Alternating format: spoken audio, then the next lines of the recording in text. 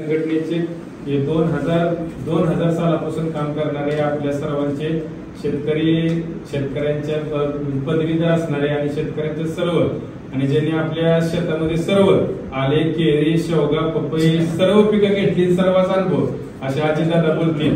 तर या दादा 2 शब्द सांगावे.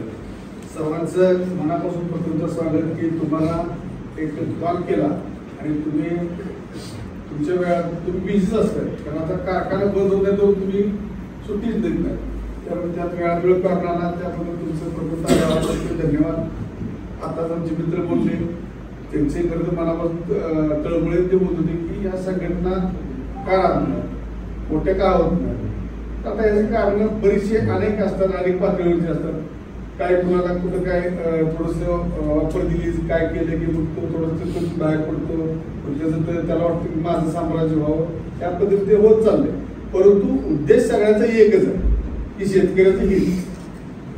मला वाटतं की ही जी मंडळी आता आहेत ही फक्त स्वाभिमानीच काम करतात. त्यांचं कुठं अलायन्स झालं तर त्यावेळी ते अलायन्स बरोबर ते काम, पण त्यांचा लोगो ते काही सोडत नाही.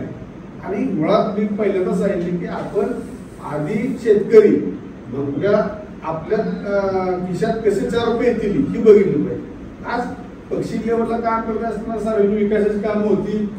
एखाद्या माणसाचं मला वाटतं काय होत असेल तर काही मोठ्याने घेतलं मला किंवा काय केलं, परंतु आपल्या हक्काचं जे काही हे नाही नुसता उसच नाही. आज दुधाचे दराचं तुम्ही आज कुठलं झालं, आज द्राक्ष बागायचं नुसतं झालं संघटना पडते. संघटनेचा रेटा असल्यामुळे शासनावरती एक प्रकारचा अंकुश आहे. आज कलेक्टर ऑफिसला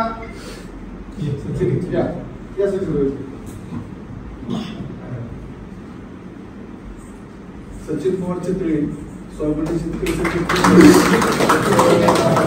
नेतृत्व आहे आणि सगळा IT क्षेत्र आपल्या संघटनेचा भाग आहे.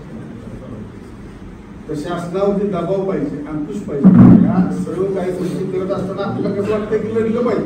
झाले काय माहितीये का, शिवाजी महाराज अजून होईल तर आपल्यात काय होईल. माझा तर 20 एकरच आहे, तुम्ही या आंदोलनात या वर्षी जाऊ शकत नाही. भाऊजी मला चिडून फोन करायला बंद केले, भेटेल तो सांगतात. स्वप्नराव लांब पळवले म्हणजे हा जुना कार्यकर्ता. भाऊ तुम्ही GTVला होता, ETVला होता, तेव्हा आम्ही शंकर गोडसे घेऊन त्या पळटण जयसिंगपूर बरंच केले. त्यावेळी गावातल्या बऱ्याचशा लोकांनी सहकार्य केलं होतं. महेश खराडे, विलास खराडे, धनंजय मालवण, शंकरांना होते, परत तुम्हाला तो श्रीकांत लावत होते आणि बरेचसे भुजबळ मामा होते. जुनी माणसं आहेत, भेटतात करतात. परंतु संघटना म्हणजे काय तर संघटना आपल्यासाठी काम करण्याची चळवळ आहे. त्याला पक्षाची आपण फारसं समजत बसतात त्या माझ्या. आपण काय करतोय, आपल्या अडचण झाली की फोन करतोय भावा म्हणजे 100% तरी पण ऐकून घेतात. सोलापूरमध्ये आपल्या गावाचा विषय झाला होता, पण ते म्हणले नाही की कसलंच येत नाही, जात नाही, शेतकऱ्यांच काय फक्त.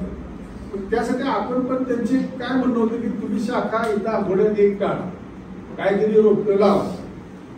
त्याच्यासाठी मी बराचसा बोललो.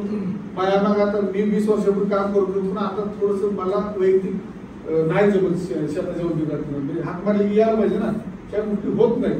त्यामुळे मी नवीन तरुणांना म्हणताना तरुण बरेच आहेत की तुम्ही पुढाकारी घ्या, आमचं तुम्हाला मागणं सपोर्ट समर्थ सगळं काय असेल, पैसे लागले की पैसे पण आहेत, पण पुढं आलं पाहिजे सगळ्यांनी. की काय एकट्या दुसऱ्याचं काम नाही. संघटना आज 50 माणसं घेऊन गेली तर आज कलेक्टर ऑफिसला मीटिंग झाल्याच्या नंतर सगळ्या कारखान्याने मला वाटतं 3500 रुपये दर जाहीर केला आणि त्याबद्दल प्रचंड टाळा. आज जर एका नसला तर आज एखादा 500 रुपये समजा 1 लाख रुपये तोटा झाला. हे कुणामुळे झालं, त्याला कळलं की 1 लाख रुपये कुठून आले, अल्पात आले, काही न करता झाला, कुठे न जाता आले. आपण संघटनेसाठी काय करू, संघटना म्हणजे काय की यांचं काम धंदा सोडून पडतात. सूर्यबाबा तर मला वाटतं फुलटात टाकायचं तेच शरदरावांना पण मला वाटतं 3 बंद करून इकडे झालं. भावाचं तर काही विषयच नाही. हे तर काय म्हणजे सरसेनापतीच गाव आहे, त्यामुळे ते लागणार तर काय विषय. पण आपली पण काही हा भूमिका नवीन झाली पाहिजे. पक्षाचं काम करताना पक्षाच्या विरोध असेल बरोबर ना, कोणाच्या सोयीचा कसा असेल तर, पण संघटना आणि शेतकऱ्याचं हित जोपासायला फक्त ही संघटनाच करावी. आता संघटना किती झाल्या, प्रत्येक भागात वेगवेगळ्या झाल्या. पुढे आता काय झालं मध्ये आपले तुपकर साहेब कुठं तिकीट केलं जाणं तिकडं तिकडं आणि राजकीय पक्ष टपूनच आहेत ना ऐका म्हणून उचलायचा चाललंय त्या सगळीकडे तेच चाललंय आपण त्याच्यावरती भाष्य करायला नाही ते भाग वेगळाच आहे. मग असं झाल्यामुळं प्रत्येक माणसाची एक इच्छाशक्ती वाढते आणि त्याच्यातून मग या संघटना तयार होत जातात. पण याचं काय झालं तरी चाललं शेतकऱ्याची हिताचे ना आज 1 एकर ऊस जाणाऱ्याच्या शेतकऱ्याला फायदा झालाय आणि आज 50 एकर शेत ऊस असताना फायदा झालाय.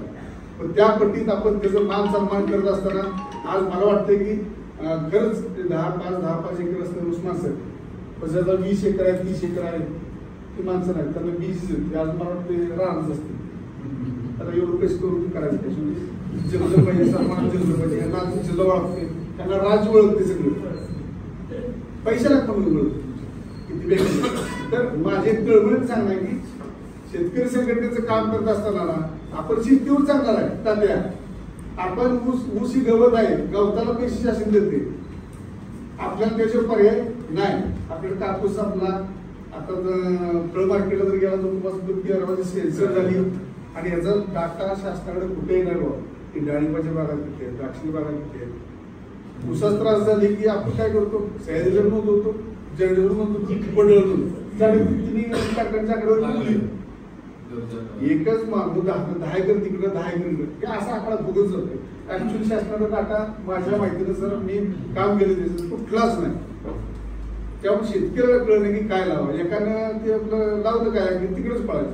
पण ऊस एक शाश्वत पीक आहे आपलं पाणी सोय पहिल्या ऊसाकडे खूप माहिती आता आमच्या गावात शेतकरी 100 टनाच्या वर निघाले ऊस चालला 110 निघाला म्हणजे लोकांनी त्या पिकावरती प्रेम केले त्या पद्धतीने जर सगळं प्रेम केलं तर आपल्याला अजून एक 2 वर्षात 4000 दर जाईल. कारण खताचा दर तर काही तुम्हाला कमी होणार नाही. बायकांचं आधी दर 300 कामगार 500 येत नाही.